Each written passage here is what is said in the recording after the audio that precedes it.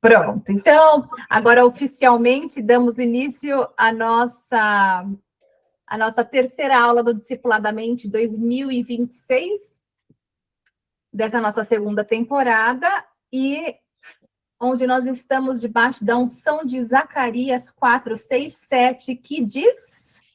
Quem já está decorando aí? Qual que é a unção de Zacarias 4, 6 e 7? Alguém já decorou?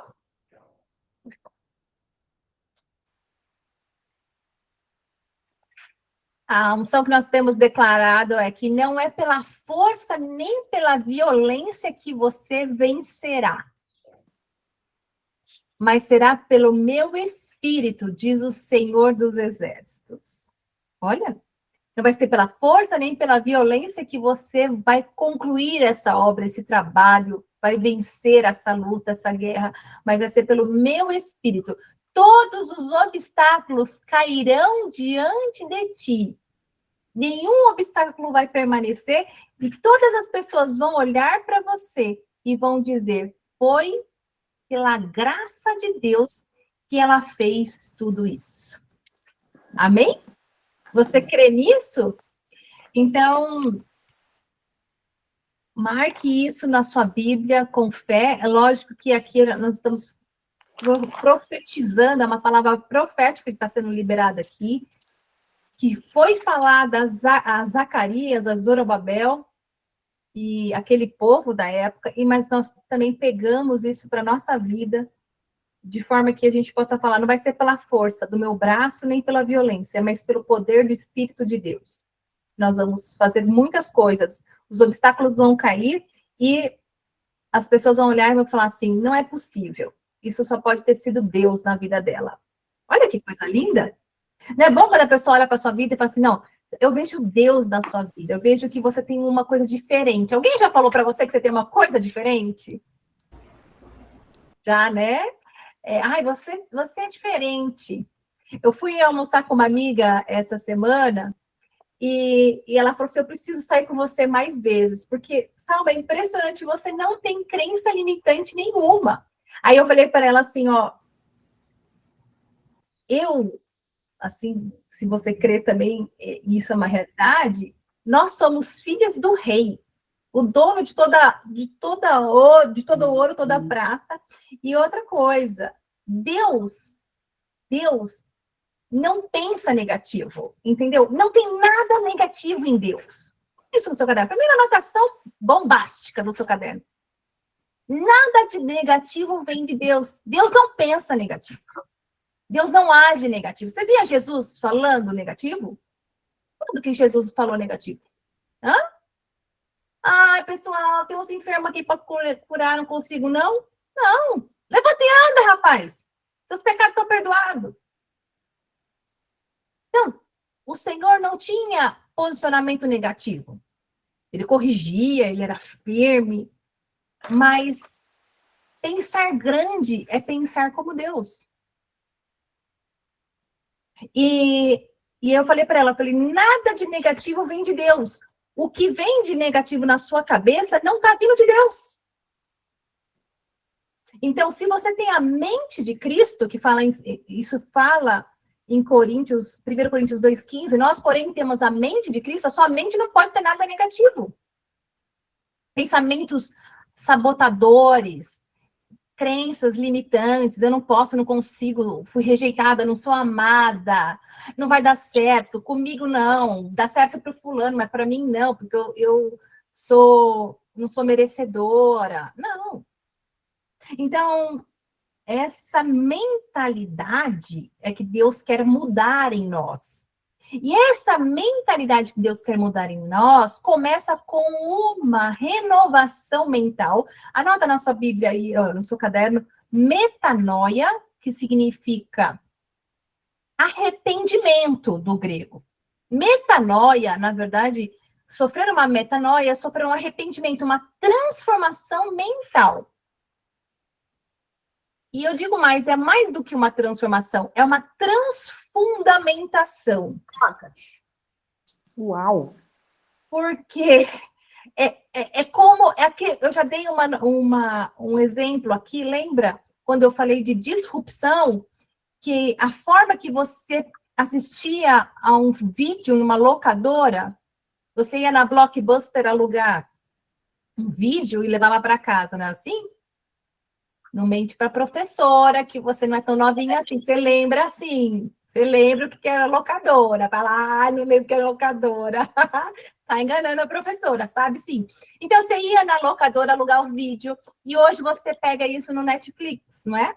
Isso foi uma transfundação, mudou o fundamento, foi uma disrupção, foi algo que foi totalmente demolido e uma nova coisa surgiu. Então, é assim que Deus quer fazer com a nossa mente. Algo que é totalmente tacanho, pequeno, medíocre, com crenças limitantes, o Senhor quer transmudar a nossa mente. Fala, deixa eu colocar a minha mente em você. E aí você começa a falar, não, eu vou declarar a palavra. O que a palavra fala disso? Com Deus eu posso. Leia Salmo 62. Com Deus eu posso derrotar um exército e saltar uma muralha. Com Deus eu posso. Então, essa é a primeira parte que eu queria falar para vocês, que nada de negativo, de posicionamento negativo vem do Senhor, e se você tem a mente do Senhor, você não pode agir assim. Se você estiver agindo assim, é porque você ainda está agindo na sua carne, e não com a mente de Cristo. Olha só. Agora, outra coisa que eu queria perguntar para vocês. Na última aula, nós falamos de não dar desculpas, lembra disso? Quem lembra disso? Não dar desculpas verdadeiras, porque a gente viu um trecho que depois até uma pessoa veio me falar, Salva, eu já li tanto esse texto, mas impressionante como Deus fala, né? Ah, porque eu comprei um campo, tenho que cuidar do campo, porque eu casei, tenho que cuidar do casamento, estou em lua de mel, ou isso, ou por aquilo, mas nenhuma dessas desculpas verdadeiras e virtuosas foram aceitas. Ninguém anda para frente olhando para trás, a gente falou isso semana passada. Não é para olhar para trás. Se você for olhar para trás, não é para remoer o passado, mas para você reconhecer a grandeza de Deus na sua vida. E aí eu vi muitas de vocês falando do testemunho lá no grupo das suas conversões. Depois vocês escutem alguns testemunhos ali maravilhosos, é um mais estrondoso que o outro. Eu achei vocês tímidas, as que não falaram. Eu quero ouvir todas vocês. Acho que eu vou estender essa tarefa ao longo do semestre, porque Deus vai te incomodar. Fala, não, você tem que contar como você se converteu para as irmãs. A minha mãe é uma delas. A minha mãe é uma delas, eu quero que ela jogue no grupo lá como foi a conversão, hein, mãe? Porque a gente precisa olhar para trás para ver que transformação. Meu Deus.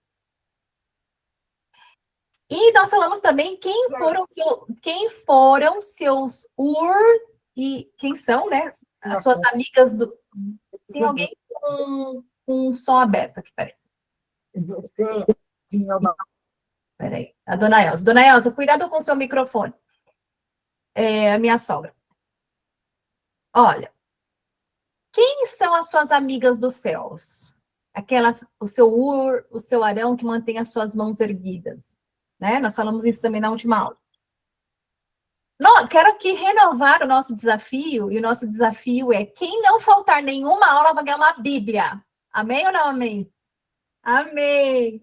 Então tá renovado, tá gravado. Vocês viram que nossas aulas estão no YouTube. Olha que chique, olha que progresso. E fica firme aí. A Lu Leal, Regina, manda uma mensagem para a Lu Leal, fala que ela tem que entrar nessa aula para ela me dar a lista de presença, senão a professora não vai ter a lista e aí as irmãs vão perder a Bíblia.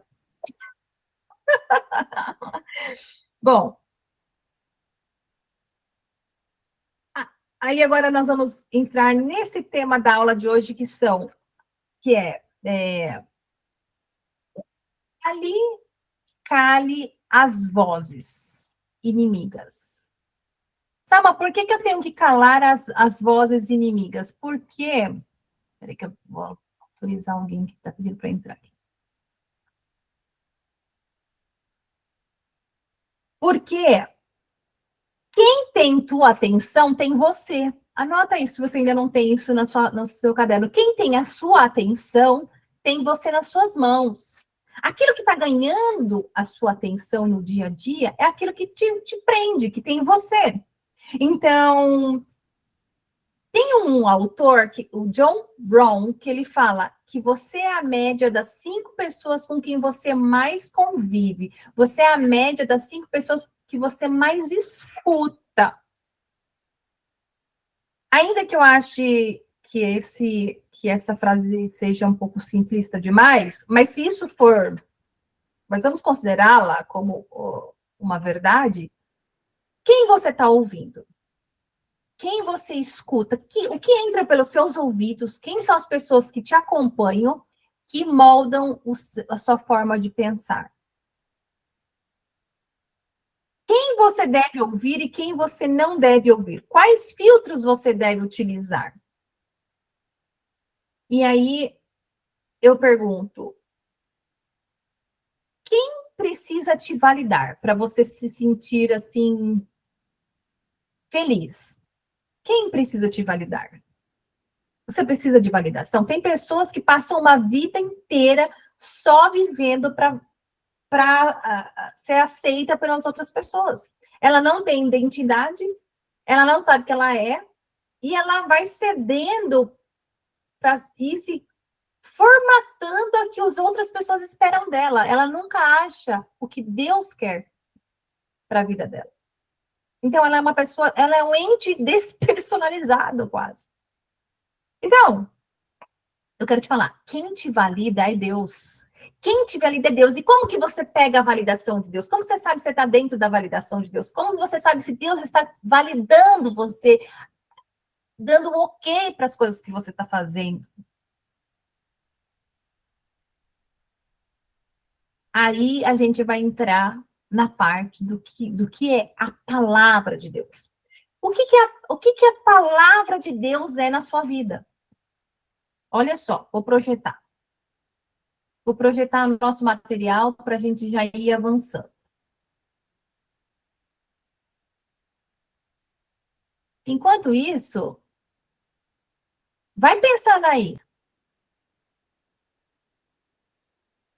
O que é a palavra de Deus na sua vida? Qual que é a função dela?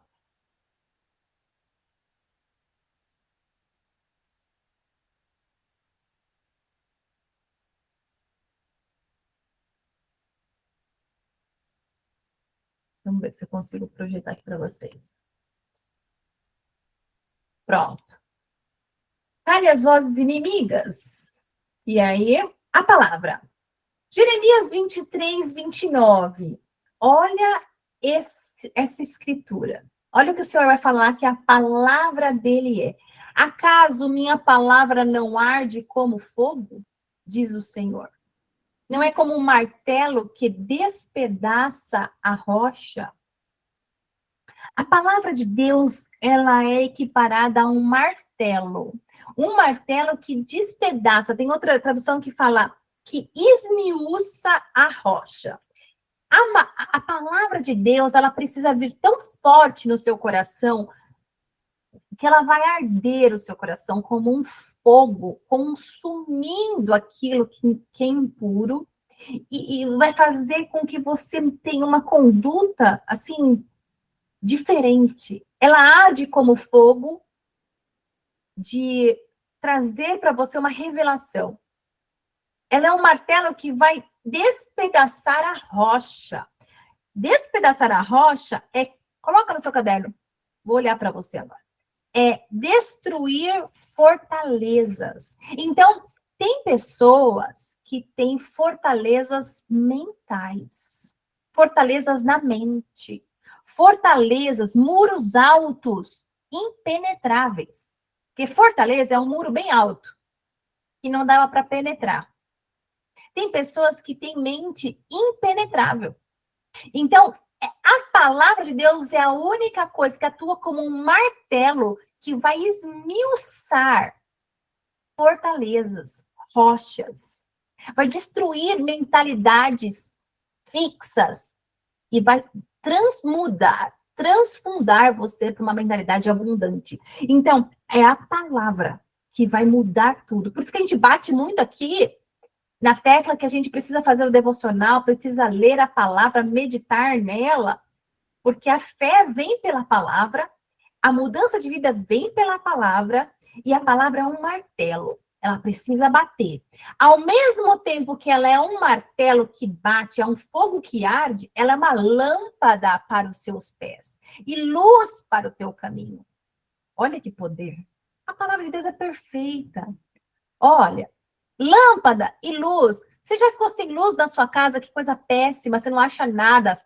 Quando você é muito organizado, você acha, né? Até no escuro você sabe onde está a sua vela ali e tal. Mas a escuridão é ruim. É ruim. Às vezes você até sabe onde estão os lugares, mas você tropeça. Tem algum, deixa um brinquedo no meio do caminho, tá escuro, você tropeça. Então, a palavra de Deus, ela é a única coisa que vai mudar a nossa essência de dentro para fora. E o que eu quero falar para você é que essas crenças limitantes de eu não posso, isso não é para mim, eu nunca vou conseguir, isso não é mais o seu vocabulário, o seu armário verbal. Fala aí. O seu guarda-roupa verbal tem que mudar, sabe? Quando você cresce, você quer colocar aquela roupinha que quando você tinha 15, mas aí com 40 já não fica legal, você não fica mais cool? Então, porque agora você tem 15, colega, você tem 40. Então é outra roupa, outro estilo. É igual você vai falar. O seu guarda-roupa verbal não é mais esse. Depois que você conhece o Senhor. Corte tudo o que te faz pecar. E vamos ver essa parte. E a gente vai entrar em uma segunda parte da aula. Então, deixa eu só projetar para você de novo aqui.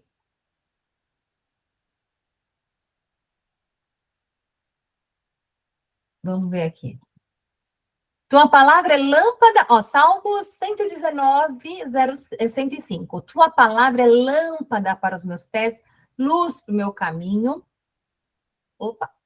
E Salmos 18, 28. Esse é um dos meus favoritos. Tu, Senhor, mantens acesa a minha lâmpada. O meu Deus transforma em luz as minhas trevas. Porque a nossa mente muitas vezes está em trevas. Só que o Senhor mantém a luz da nossa vida acesa, nossa lâmpada acesa, e Ele transforma suas trevas em luz. Peça para o Senhor, Senhor, lança luz nas minhas trevas. Onde minha mente não consegue enxergar saída, não põe a luz. Põe a luz nas minhas trevas. Põe a luz onde eu não estou vendo com clareza, Senhor. Entendeu? Vamos para o próximo. Olha só. Eu quero falar sobre uma tribo. Você sabe que Jacó teve 12 filhos. Desses 12 filhos, surgiram as 12 tribos de Israel, tá certo? Uma dessas tribos chamava Aser. Aser. Tem algumas pessoas que falam Asher, mas eu acredito, vamos falar aqui, ok? E nem Aser, olha só, Juízes 1 vai falar o que aconteceu com essa tribo. Essa tribo, assim como as outras tribos, elas tinham uma ordem clara do Senhor, que era o quê? Olha, Vocês vão chegar na terra prometida e vocês não vão se misturar com o povo. Vocês vão expulsar os povos que estão lá, porque eu não quero que vocês se contaminem com esse povo. Combinado? Combinado. Então tá. Só que essa tribo de Asser, eles não fizeram o que o Senhor pediu. Não só eles, outras tribos também, mas essa em especial também não fez. E foi uma tribo que não teve uma grande expressão no povo. Juízes 1, 31, 32 vai falar: nem Asser expulsou os que viviam em Aco, Sidom, Alabe, Aquizib, Elba, Afec e Reob, eram as regiões. Por esse motivo, o povo de Asser vivia entre os cananeus que habitavam aquela terra. Olha só, aqui ele fala que o povo de Asser, ao invés de eles expulsarem os cananeus, eles viviam entre os cananeus. Isso quer dizer que os cananeus ainda...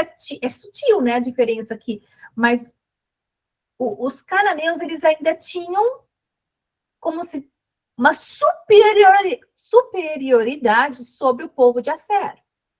E aí, olha que vamos para o próximo texto que vai falar em Juízes 2, do 1 ao 3, que vem o anjo do Senhor e vai falar assim: tirei vocês do Egito e os trouxe para a terra que prometi, sob juramento, dar aos seus antepassados. Eu disse: jamais quebrarei a minha aliança com vocês.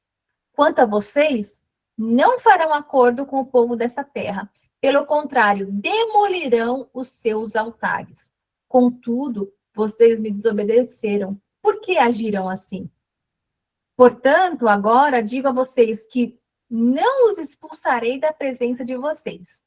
Eles serão para vocês como laços e os deuses deles como armadilha. Expulse os cananeus. Vou dar uma pausa aqui. Expulse os cananeus. O Senhor está falando nessa noite. Remova os pecados.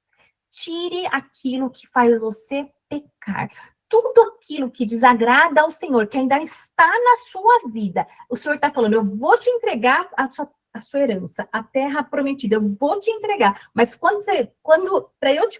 para eu fazer isso por você, você precisa retirar, expulsar, não conviver com aquilo que está te afastando do Senhor. Não conviva com os cananeus, não conviva com os jebuseus, não conviva com os inimigos. E, Salma, quais podem ser os meus cananeus de hoje em dia? Vou te dar exemplos. Imoralidade sexual. Hábitos como pornografia. O senhor está falando, lança fora isso. Mentiras. Bebedices. Foi lindo o testemunho da Elisângela. Ela tomava 72 latinhas por final de semana. Tem noção onde ia parar o fígado dessa menina? Adultérios. E o mais interessante, ela vinha para a aula do Discipuladamente, ela falava, as aulas eu assistia com a latinha na mão, bebendo cerveja. Ela já começava na quinta-feira, no final de semana dela. Até que um dia o Senhor falou para ela: expulsa isso daí, elimine os jebuseus, tira os cananeus da sua vida. E adultérios, vícios, bocadura. Peraí, vamos parar nisso. Bocadura. Sabe o que você quer dizer que uma pessoa bocadura? Bocadura é aquela que profere maldição. Bocadura é aquela que profere maldição. Se você tem um filho e você fica jogando praga no seu filho, na sua filha, você tem bocadura. E a conta um dia chega. Por quê? Da mesma boca não pode sair bênção e maldição. Da mesma boca você não pode falar que adora a Deus e falar da cartilha de Satanás. Você entendeu? Então, o que é uma pessoa bocadura? Você não presta para nada, você é sempre assim. Lógico que as coisas não vão dar certo para você. Você não está vendo?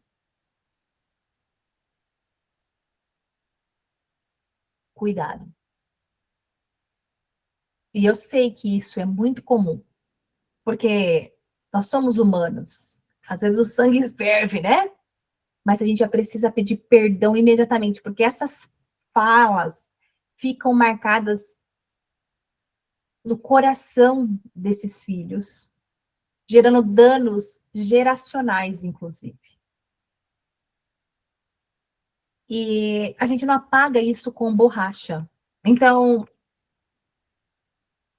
a palavra está te iluminando nessa noite, entende? A palavra de Deus está lançando luz na onde ainda tem trevas. E eu não estou falando, Salma, você quer uma pessoa perfeita, então? Deus quer uma pessoa perfeita? Não.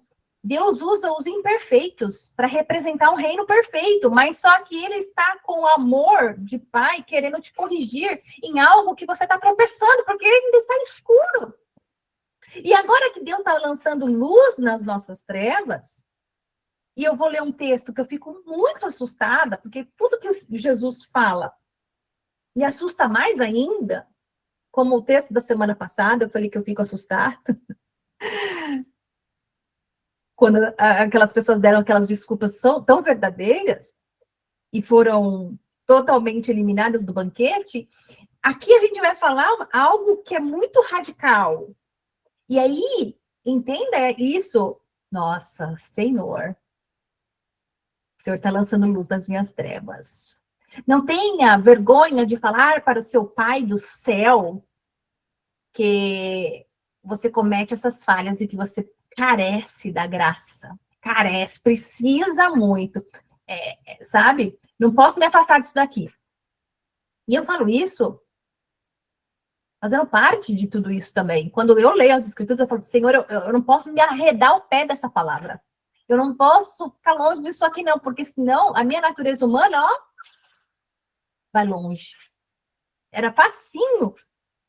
Ó, Salma, eu não gosto quando você começa a falar isso, que eu fico assustada.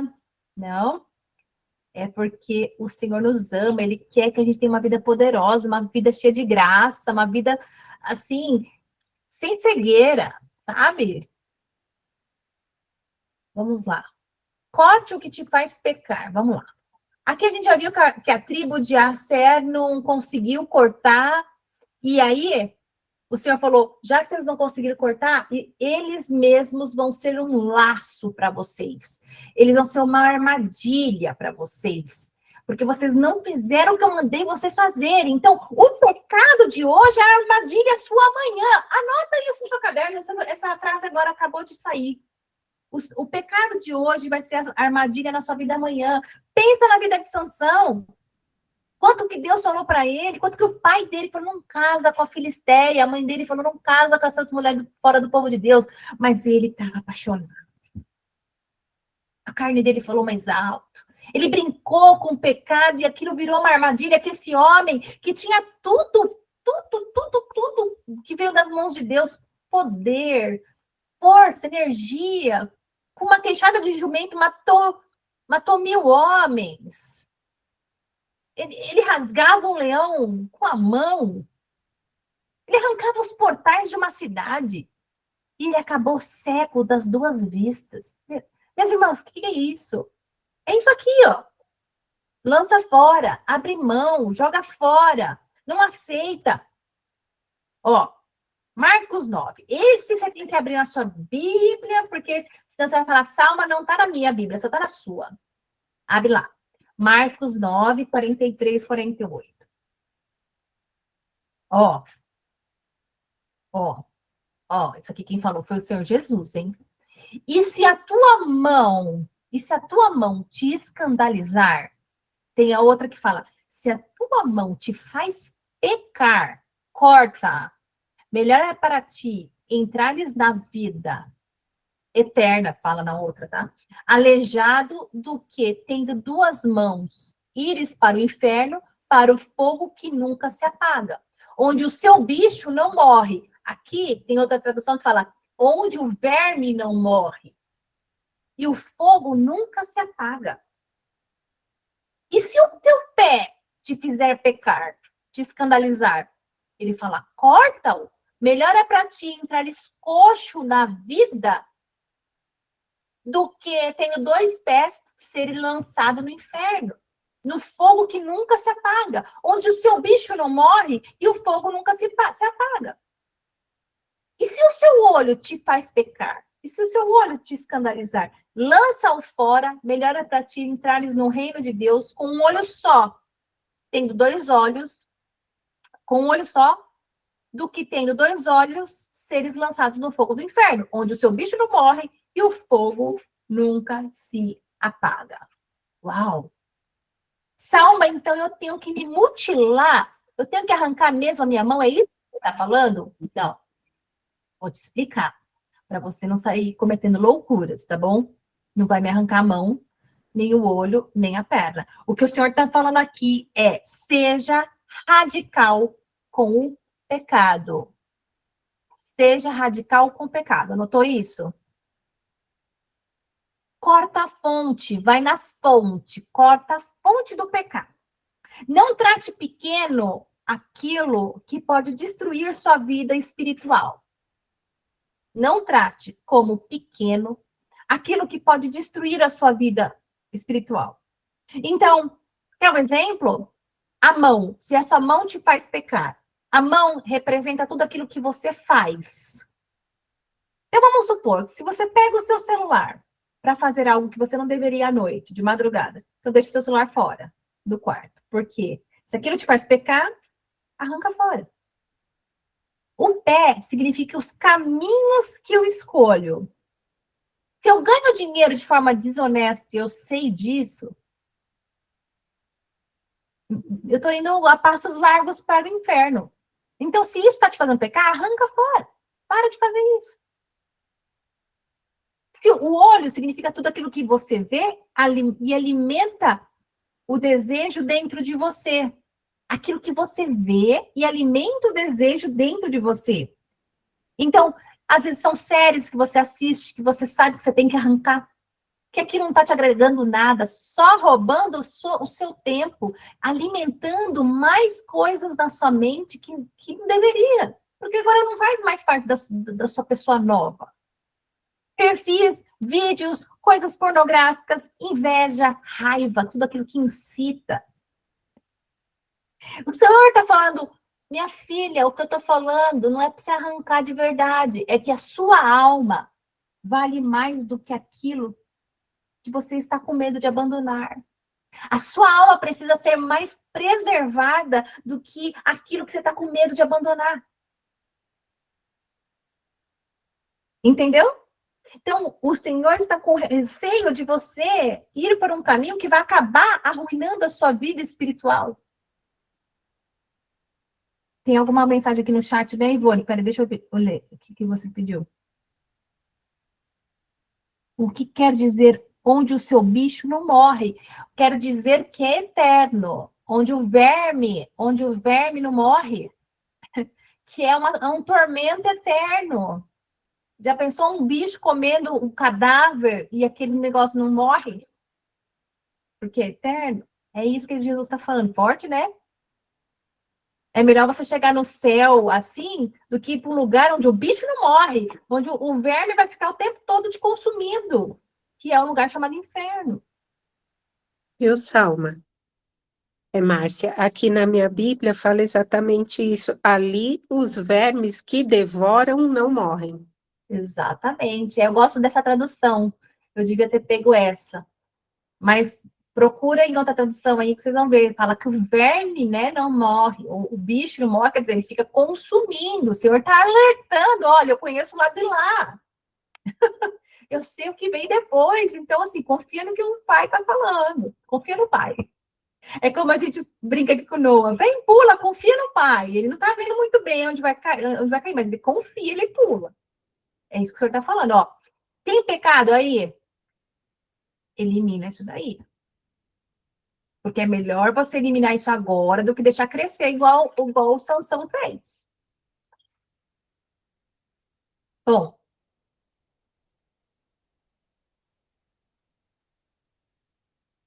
Aí, eu vi uma pessoa que falou na internet que quanto mais ela lia a Bíblia, mais ateia ela ficava.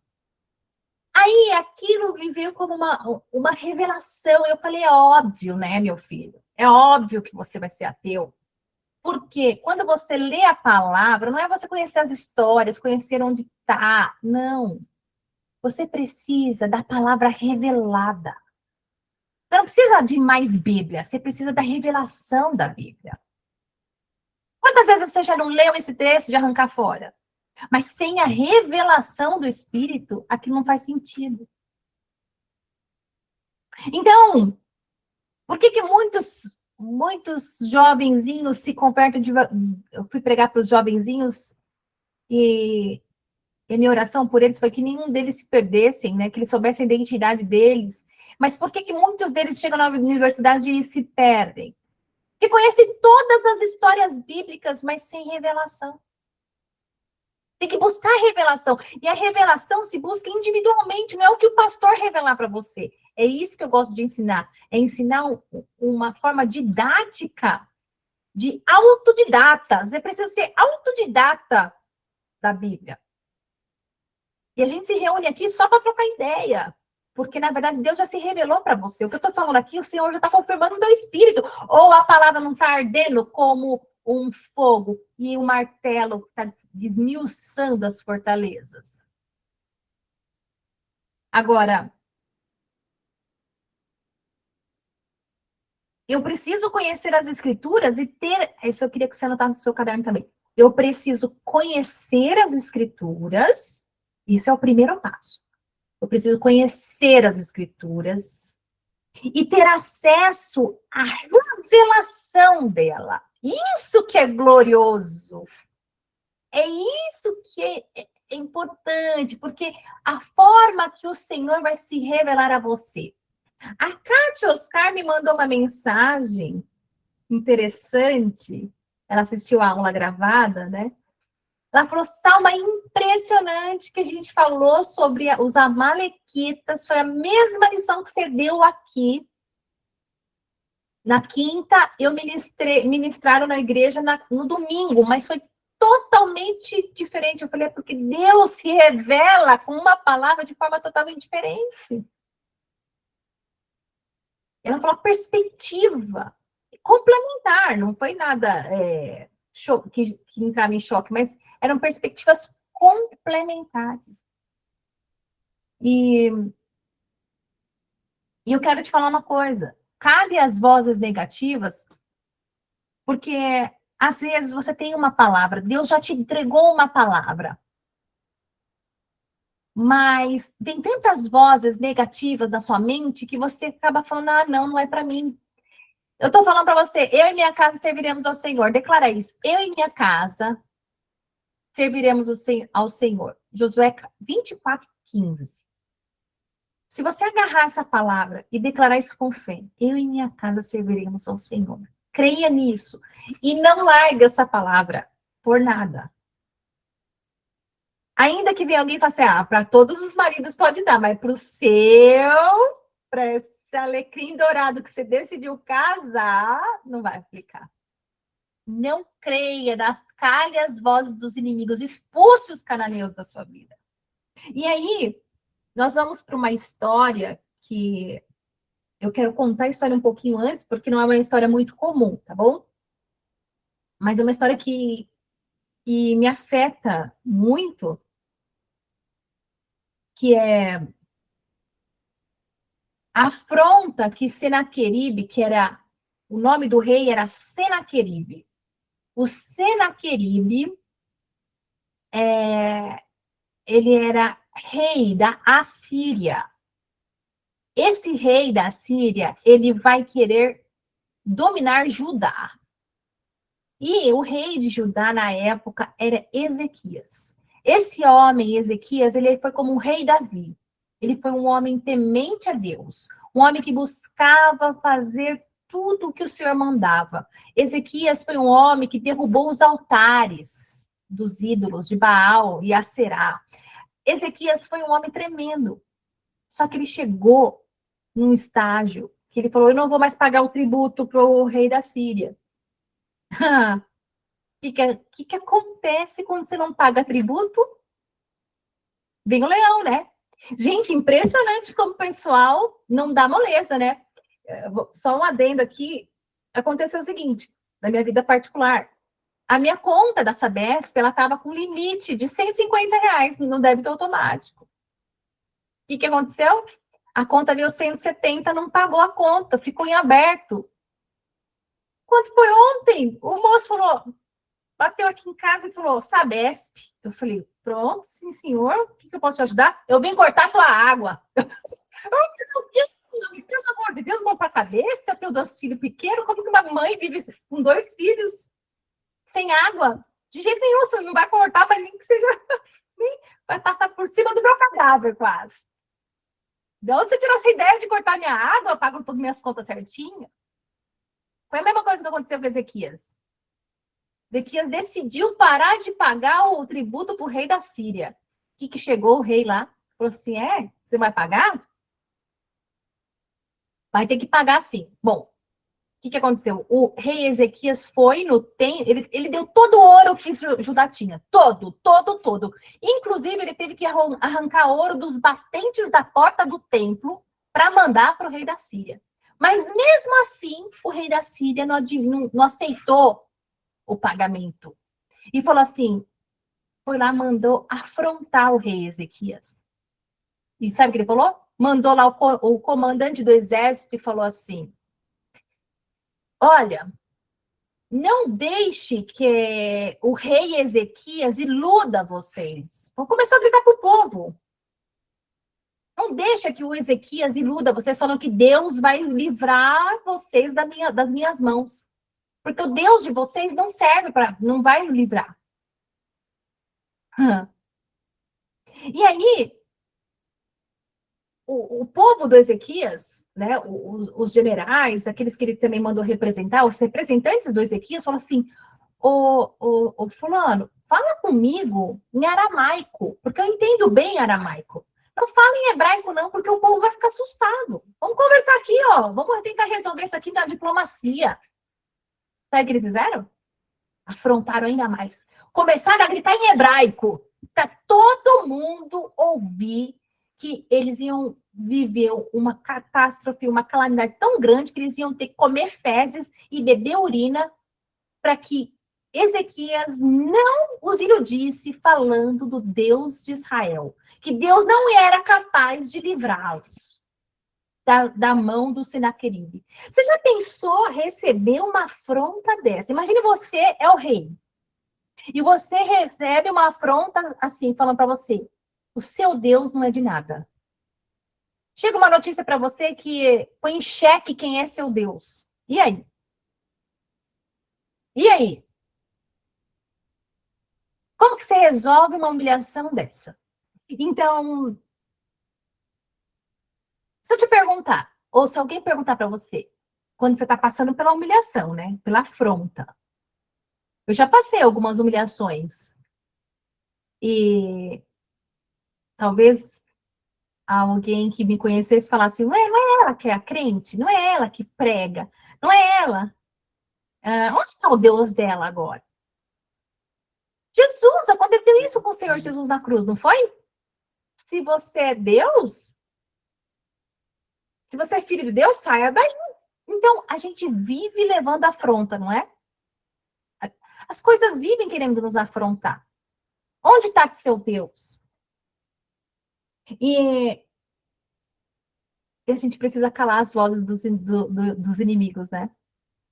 Porque o que o rei Ezequias fez, então? Ele foi levar essa afronta ao templo do Senhor. Ele chega lá, ele rasga as vestes, ele fala, Senhor, que humilhação, meu pai, me ajuda, porque essa humilhação tá difícil. E sabe que ele orientou os seus servos? Não diga nada, não revide. Olha, você já teve alguma situação na sua vida que você foi afrontada e Deus falou para você, não revide? Engole isso bem engolidinho, mastiga bem, joga isso, porque quem vai tirar essa afronta sou eu. Ele vai ter que se ver comigo agora.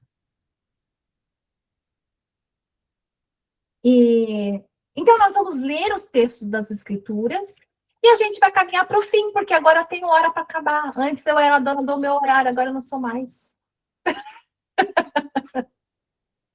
Mas eu sou obediente, ó. Vamos lá. Vamos ler comigo? Antes de ler, vamos tirar nossa foto. Aquela semana passada, sabe o que aconteceu? Eu fui tirar foto e aí não salvei. Me perdoa? Então vamos tirar foto para a gente ler o último texto, os 2 últimos textos, amém? Vamos lá, faz um sorrisão. Isso aqui é a prova de vida que você estava na aula.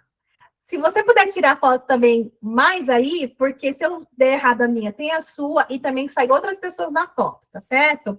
Tem um sorriso bem bonito. A Alessandra lembra tanto a Cris Fico, né? A Cris Fico tem que voltar pro grupo. Ela lembra a Cris Fico. Eu tô olhando para ela, tô lembrando da Cris Fico. 1, 2, 3, valendo. Peraí. Sorrisão.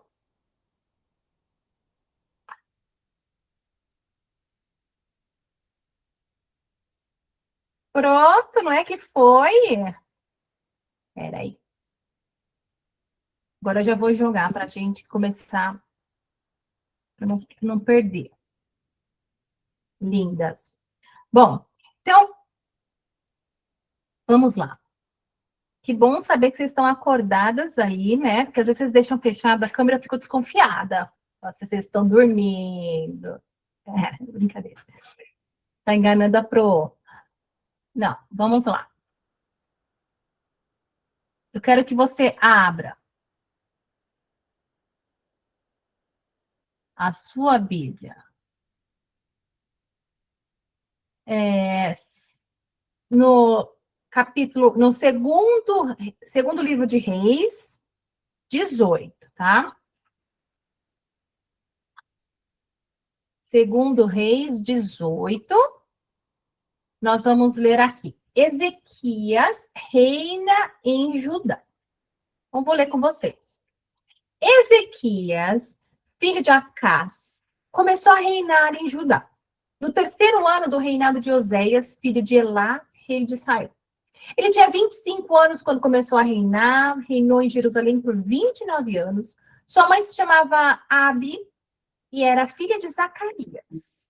Ezequias fez o que era certo aos olhos do Senhor. Olha essa frase. Ezequias fez o que era certo, como seu antepassado Davi. Ele removeu os santuários idólatras, quebrou as colunas sagradas, derrubou os postes de Aserá. Despedaçou a serpente de bronze que Moisés havia feito, pois os israelitas queimavam incenso para ela. A serpente de bronze se chamava Neustã. Então, nesse slide, a gente vê que Ezequias ele era um homem temente a Deus. Ele removeu os santuários idólatras, ou seja, ele eliminou o pecado. Quebrou as colunas sagradas, derrubou os postes de Aserá, que era uma deusa que eles adoravam, e tirou essa serpente de bronze que Moisés usou no deserto, que o povo ainda pegou isso para idolatria. Então, ele conseguiu tirar a idolatria do povo. Ezequias confiava no Senhor, o Deus de Israel. Não houve ninguém como ele entre todos os reis de Judá, nem antes, nem depois. Ezequias se apegou ao Senhor, não se afastou dele. Ele teve o cuidado de obedecer a todos os mandamentos que o Senhor tinha ordenado por meio de Moisés. Assim, o Senhor estava com Ezequias. E ele era bem-sucedido em tudo o que fazia. Se você quiser puxar uma seta na sua Bíblia, fala assim, ó, o segredo do sucesso é ter o Senhor conosco. Ó, o Senhor estava com Ezequias e ele era bem-sucedido. Por que você é tão bem-sucedida? Porque o Senhor é comigo. Por que tudo que você põe a mão dá certo, não dá errado? Porque o Senhor é comigo. Derrotou os filisteus até Gaza e seu território, desde o menor posto de vigilância até a maior cidade fortificada. No 9. No 4º ano, o que aconteceu? Eu vou pular para Não, aqui, ó. No 4º ano do reinado de Ezequias, o 7º ano do reinado de Oséias, filho de Elá, rei de Israel, Salmaneser, rei da Síria, atacou a cidade de Samaria e a cercou. 3 anos depois, no 6º ano do reinado de Ezequias e no 9º ano do reinado de Oséias, rei de Israel, Samaria foi conquistada.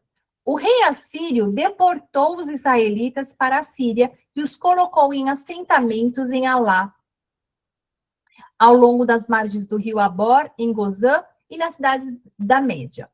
Isso aconteceu porque eles não ouviram nem obedeceram ao Senhor, seu Deus. Em vez disso, violaram sua aliança, todas as leis às quais Moisés, servo do Senhor, havia ordenado que obedecessem. Pessoal, aqui um adendo. Por que ele fala Judá e Israel?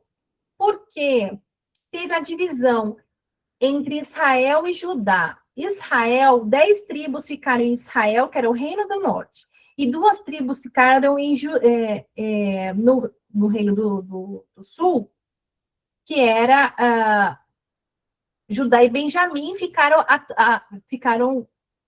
em Judá. Então, ficou cindido o reino. E aí, Israel foi dominado primeiro pelo rei da Síria, tá? A Samaria era a capital de Israel. E a capital de Judá, então aí depois Judá que a capital era Jerusalém, também estava sendo rodeada aí pelo rei da Síria, cujo rei era Ezequias. Vamos lá. A Síria invade Judá. No 14º ano do reinado de Ezequias, Senaqueribe, rei da Síria, atacou as cidades fortificadas de Judá e as conquistou. Ezequias, rei de Judá, enviou esta mensagem ao rei da Síria em Lax. Cometi um erro. Cometi um erro, porque ele não quis pagar o tributo. Se você se retirar, eu lhe pagarei qualquer tributo que exigir. O rei da Síria exigiu 10.500 quilos de prata e 1.050 quilos de ouro. Para juntar essa quantia, Ezequias usou toda a prata guardada no templo do Senhor e nos tesouros do palácio. Arrancou até o ouro das portas e dos batentes do templo do Senhor, que ele havia coberto com ouro, e entregou tudo ao rei da Síria. Ou seja, ele levou tudo do homem, do reino do Ezequias. Senaqueribe ameaça Jerusalém. Apesar disso, o rei da Síria enviou de Lax seu comandante-em chefe, seu comandante de campo e seu porta-voz, juntamente com um grande exército para confrontarem o rei Ezequias em Jerusalém. Os assírios se posicionaram ao lado do aqueduto que abastece o tanque superior, perto do caminho para o campo onde se lava roupa. Mandaram chamar o rei Ezequias, mas ele enviou Eliaquim, Sebna e Joá ao encontro deles. O porta-voz do rei assírio mandou que transmitissem esta mensagem a Ezequias. Assim diz o grande rei da Síria, em que você confia que lhe dá tanta segurança? Pensa que meras palavras podem substituir experiência e força militar? Com quem você conta para se rebelar contra mim? Com o Egito? Se você se apoiar no Egito, ele será como um junco que se quebra sob seu peso e perfura sua mão. O faraó, rei do Egito, não é digno de nenhuma confiança. Talvez vocês digam, confiamos no Senhor, nosso Deus, mas não foi a ele que Ezequias insultou? Aqui ele está falando, aqui ele está afrontando a Deus, Em que você confia? Por que você está se sentindo tão seguro? Você acha que só palavras pode substituir a minha experiência, força militar? Não é assim que o povo fala da gente? Você acha que só você ficar declarando a palavra de Deus vai resolver? Vai ser suficiente? Quem você confia? Você está falando da palavra, mas por que você está confiando tanto em Deus?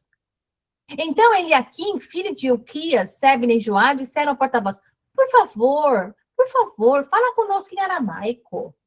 Fala comigo na outra língua, pois entendemos bem essa língua. Não fala em hebraico, pois o povo sobre o muro ouvirá. Ou seja, as pessoas vão ouvir, vão ficar temorizadas. Tenha compaixão. O que ele está falando? Tenha compaixão do povo. O porta-voz, no entanto, respondeu: vocês pensam que meu senhor enviou essa mensagem apenas para vocês e para o seu senhor? Ele quer que todo o povo a ouça, pois quando cercarmos essa cidade, eles sofrerão junto com vocês. Ficarão tão famintos e sedentos que comerão as próprias fezes e beberão a própria urina. Olha, o cenário era de caos, não era, Fran? Hã? O cenário não era triste aqui? Então o porta-voz se levantou e gritou em hebraico: ouçam essa mensagem do grande rei da Síria. Assim diz o rei: não deixem que Ezequias os engane. Ele jamais será capaz de livrá-los do meu poder. Não deixem que ele os convença a confiar no Senhor. Olha isso. O cara do inferno vem e fala: não deixa o rei que tem a Deus fazer com que vocês confiem em Deus, dizendo: certamente o Senhor nos livrará. Essa cidade jamais cairá nas mãos do rei da Síria. Não, eu estou pulando para o 32 agora. Não deem ouvidos a Ezequias quando ele tentar enganá-los, dizendo: o Senhor nos livrará. Acaso os deuses de alguma outra nação livraram seu povo do rei da Síria? O que aconteceu aos deuses de Amate e de Arpade? E quanto aos deuses de Sepharvaim, de Ena e de Iva, acaso algum deus livrou Samaria do meu poder? Qual dos deuses de qualquer nação foi capaz de livrar seu povo do meu poder? O que os faz pensar que o Senhor pode livrar Jerusalém das minhas mãos? Olha a afronta! Mas o povo permaneceu em silêncio e não disse uma palavra sequer, pois Ezequias havia ordenado: não lhe respondam. Ó, a estratégia. Quando o rei Ezequias ouviu esse relato, eu pulei para o 2 Reis 19:1, tá? Quando o rei Ezequias ouviu esse relato, rasgou as suas roupas, vestiu-se com panos de saco e entrou no templo do Senhor. Eu acho essa parte linda. A pessoa que ela fica desesperada, a pessoa que não sabe o que fazer, que está sofrendo uma afronta, que está sem crédito, é rei de uma nação, ele vai atrás do Senhor. Esse homem, olha a conduta, né? E aí veio a resposta do Senhor. O que você acha que o Senhor respondeu, hein? O que você acha que o Senhor respondeu? Ai, Senhor, tu és bom, tu és maravilhoso. Nós te amamos. Segundo Reis 19, 6, 7. Acompanha na sua Bíblia, hein? Ele respondeu: digam ao rei que assim diz o Senhor. Não se assuste com os insultos que os mensageiros do rei da Síria lançaram contra mim. Ouça, eu mesmo agirei contra... Deus falando. Eu mesmo agirei contra o rei da Síria, e ele receberá notícias que o farão voltar para sua terra. Ali eu providenciarei que ele seja morto à espada. E sabe o que aconteceu depois? Eu não coloquei toda a história aqui, porque a história é comprida, você vai ler depois com calma, com todos os detalhes da sua Bíblia. Mas já deu para você ter uma ideia. O que aconteceu depois com o rei da Síria? Ele realmente, Deus confundiu ele, mandou uma notícia que ele teve que ir para outro lugar. Olha só, Deus confunde o inimigo. Tem uma expressão assim: e aí, já confundiu seu inimigo hoje? Senhor, pede, olha isso pro Senhor, Senhor, confunde meus inimigos, cara, porque tá difícil. Ele mandou, algo aconteceu, o rei da Síria se distraiu com outro problema, voltou para sua terra natal, chegou lá, sabe o que aconteceu?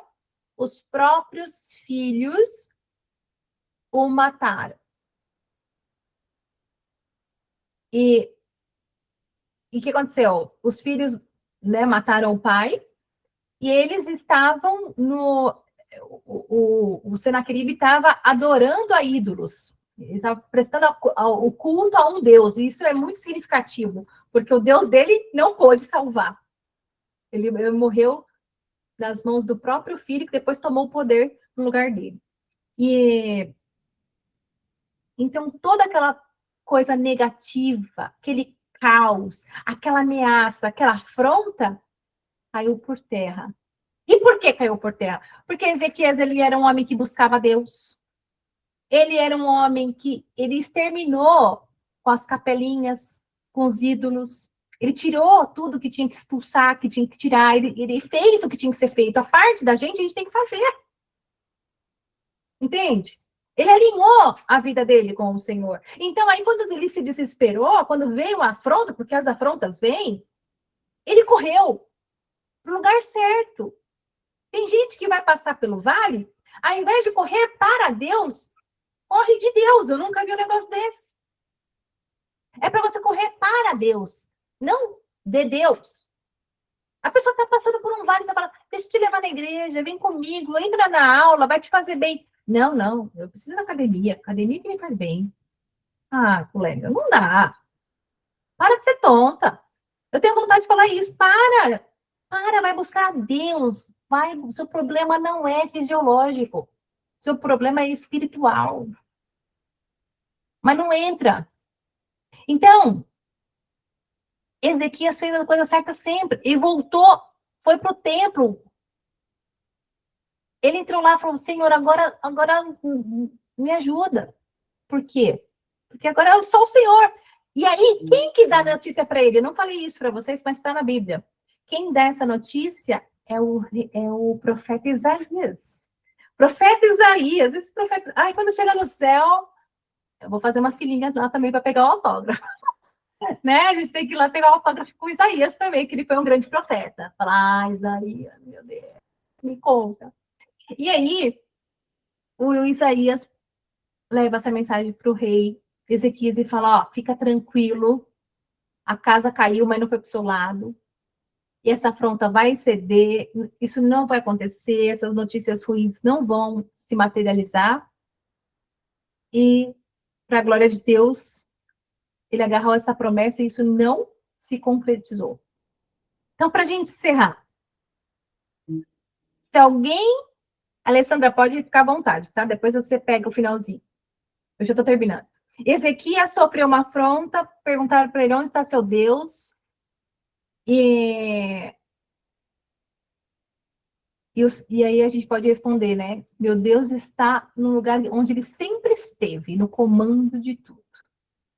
E nenhuma afronta vai ficar sem resposta.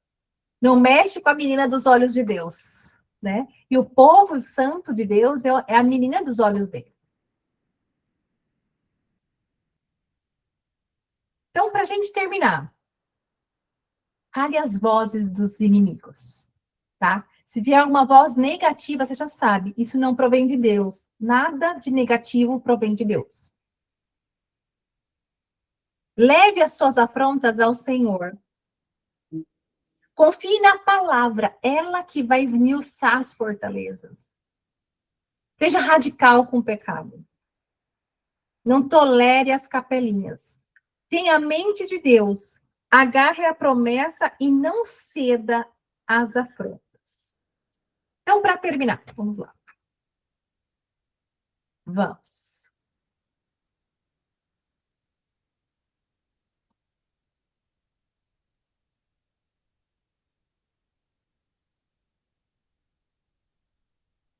Para terminar.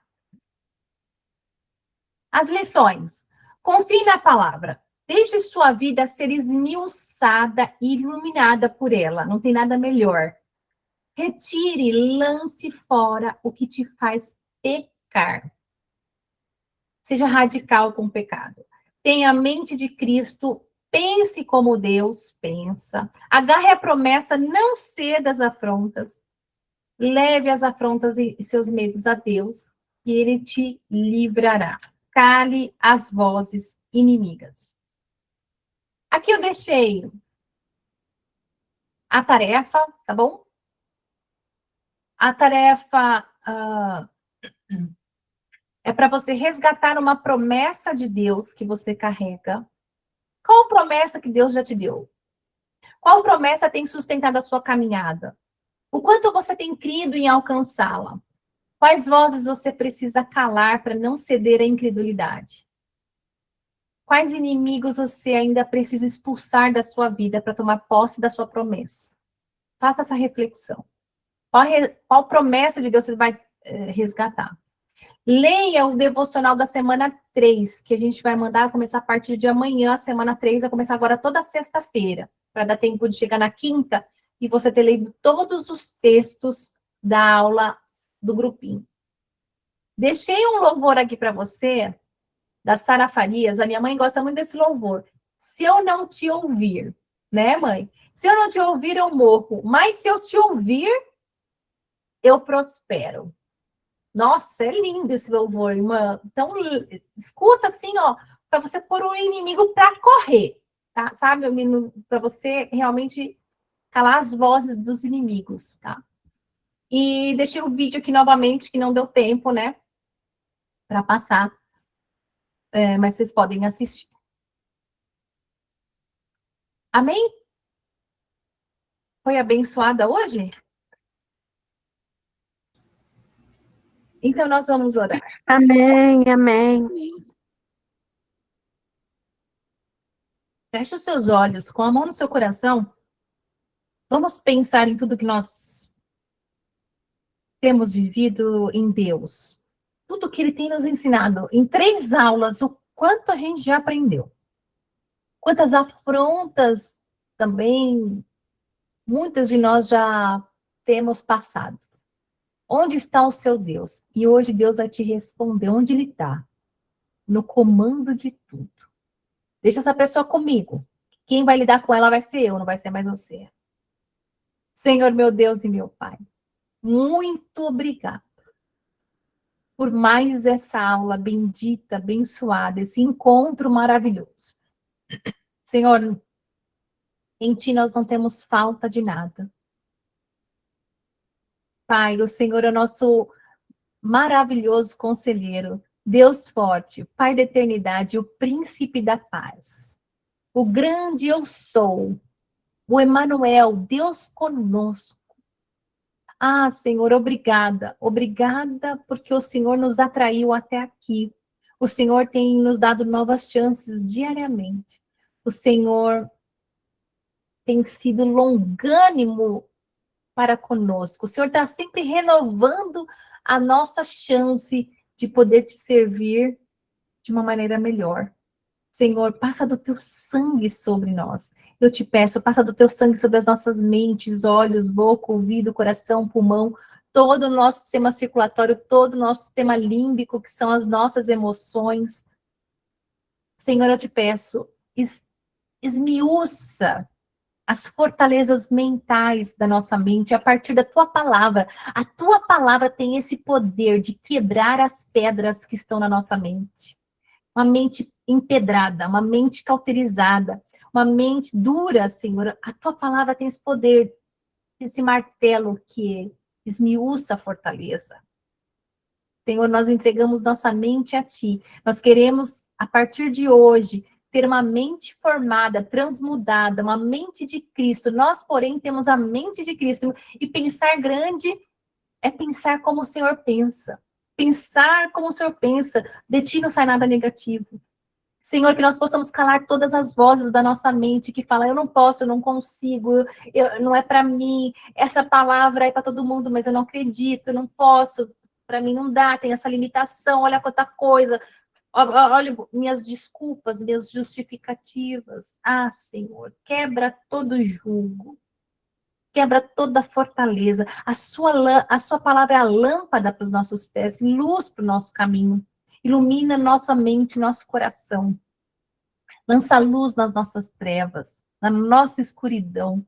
Onde há escuridão, que haja uma luz maravilhosa. Pai, eu te peço também que toda afronta que recebemos possa cair por terra no nome de Jesus. Que nós possamos aprender, assim como vimos na história do Senaqueribe com o rei Ezequias, que quem prevaleceu não foi quem tinha a força física, o armamento do exército maior. Não, o povo de Deus estava em desvantagem, sim, mas ele tinha algo, ele carregava algo, ele tinha uma promessa. Ele sabia que a dificuldade, ele podia entrar no templo, entrar em contato com Deus, que é poderoso para fazer infinitamente além de tudo que podia pensar e imaginar. Assim somos nós, pessoas como nós, era o Ezequias.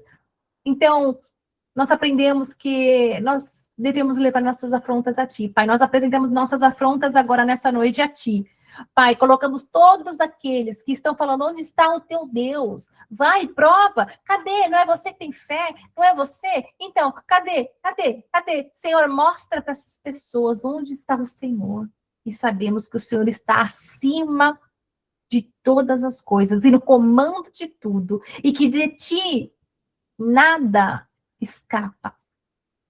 O Senhor está vendo tudo, anotando tudo. O Senhor tem o controle, o comando das nossas vidas, Pai. Nós cremos, nós declaramos que nenhuma afronta que venha, nenhuma doença que nos afronta e fala, cadê teu Deus? Nós declaramos que vai cair por terra em nome de Jesus. Vai vir a cura no nome de Jesus. A afronta que vem, às vezes, pelo desemprego, pelo descrédito. Pai, nós quebramos agora no nome de Jesus. As humilhações, eu declaro agora dupla honra. Questões familiares, de desarmonia, essas afrontas que acontecem, no nome de Jesus eu quebro agora. E que sejam restaurados esses lares. A incredulidade dos maridos, eu quebro agora no nome de Jesus, com o martelo que é a tua palavra.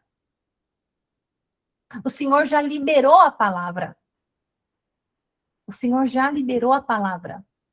Toma posse da terra. E muitos não conseguiram entrar por conta da incredulidade, deixaram a palavra. Mas nós agarramos a nossa promessa, Pai. Eu e minha casa serviremos ao Senhor. Agindo o Senhor, quem impedirá? Se Deus é por mim, quem será contra mim? Tudo eu posso naquele que me fortalece. E quem me fortalece é o Senhor. Com Deus eu posso saltar uma muralha e derrotar um exército. Com Deus não há limitação. Com Deus eu posso. Contigo nós podemos todas as coisas. Pai, perdoa os nossos pecados, falhas, erros, enganos, tudo aquilo que fizemos, pensamos, dissemos que desagradou, ainda que um pouquinho o Teu Espírito Santo. Nos perdoa, nos ajude a acertar da próxima vez. Nos perdoe de coração. Nos ajude a nos alinharmos sempre. Nos ajude, Senhor, a lançar fora, arrancar tudo aquilo que te desagrada da nossa vida, para que a gente possa ter uma vida realmente de propósito, viver para algo maior, viver para o Senhor. O Senhor é o algo maior da nossa vida. Muito obrigada por tudo. Eu te peço, a Deus, coloca os teus anjos, arcanjos, serafins, querubins, ao redor das minhas irmãs, da família delas, da casa delas, livrando, guardando de todo mal os entes queridos. Senhor, eu oro agora que o Senhor acampe anjos naquele hospital onde o Newton está, nosso irmão querido, esposo da Ângela. Senhor, acampa os teus anjos ali. Guarda ele, Senhor, de todo o mal. Nós pedimos agora que o Senhor derrame uma unção de cura, Jeová Rafá, que ele seja totalmente restaurado para a glória do Senhor. Nós oramos, cobrimos a vida dele com essa oração, porque sabemos que o Senhor é poderoso. E toda essa afronta de doença, da arritmia cardíaca, caia por terra agora no nome de Jesus. Senhor, nós repreendemos todos os demônios organizados em principados e potestades que venham e querem vir atrapalhar a vida das minhas irmãs, dos projetos delas, dos sonhos. Eu repreendo agora no nome de Jesus que eles se permaneçam a quilômetros de distância e não tenham atuação, nem poder, nem brecha para atuar sobre a vida delas, sobre as nossas vidas. Guarda os lares. Passa do teu sangue sobre os lares, livrando do assalto, do acidente, do homem mau, da bala perdida. Senhor, nós pedimos uma proteção completa, para a honra e glória do teu nome. Nós te amamos demais, Senhor. Muito obrigada, muito obrigada. No nome de Jesus que eu oro. Nós te amamos, Jesus. Amém. Nós te amamos, Espírito Santo, nosso Consolador. Amém. Nós te amamos, Deus Pai. Amém, amém e amém. Que o Senhor te abençoe e te guarde. Que o Senhor faça resplandecer o teu rosto sobre ti. Que o Senhor levante sobre ti o teu rosto e te dê a paz. Que onde você coloque as suas mãos, prospere. Que onde você coloque o seu pé, você leve o evangelho da paz. E que o amor de Deus, a graça de Jesus, seu Filho, e a comunhão, juntamente com a consolação do Santo Espírito, seja com cada uma de nós, por todos os dias da nossa vida. E acompanhe tudo aquilo que levar o nosso sangue, o nosso nome, a nossa descendência, seja por 100 descendências, por 100 gerações abençoadas. No nome de Jesus. Amém. Amém, amém, amém. Ó, amo vocês. Vocês são queridas demais. Contem para mim como você se converteu. Eu adoro saber da vida de vocês. É muito legal saber o que Deus tem feito. Algumas em maior extensão, outras em menor extensão. Mas a gente vê as mãos de Deus. E em todas as histórias a gente vê alguém convidando. Então, não fique tímida. Convide alguém para participar. Ah, sabe, eu convido, mas a pessoa não participa, eu fico triste. Não fica. Você só tem que convidar. Quem vai fazer todo o resto é o Espírito Santo. Entendeu? Não queira ser o Espírito Santo. Você só convida. Quem vai convencer é o Espírito Santo. Pronto. Aí você tira essa carga de você, que você tem que convidar, a pessoa tem que aceitar, você tem que trazer. Não. Você só tem que chamar. Alguém te chamou. Não foi assim que aconteceu na sua vida? Alguém te chamou. Quem que te chamou? Aí você pensa, eu tenho que orar pela vida de quem me chamou. Então, alguém te chamou e você tem que chamar alguém. É assim que a gente vai levar o reino para frente. Tá bom? Ó. Beijo, amo vocês. Que vocês tenham uma semana de vitória, que vocês pisem em cima da cabeça de Satanás com Deus de paz. Não é assim que fala? Deus de paz esmagará Satanás debaixo dos nossos pés. Amém? Ó. Beijo, beijo. Deus abençoe.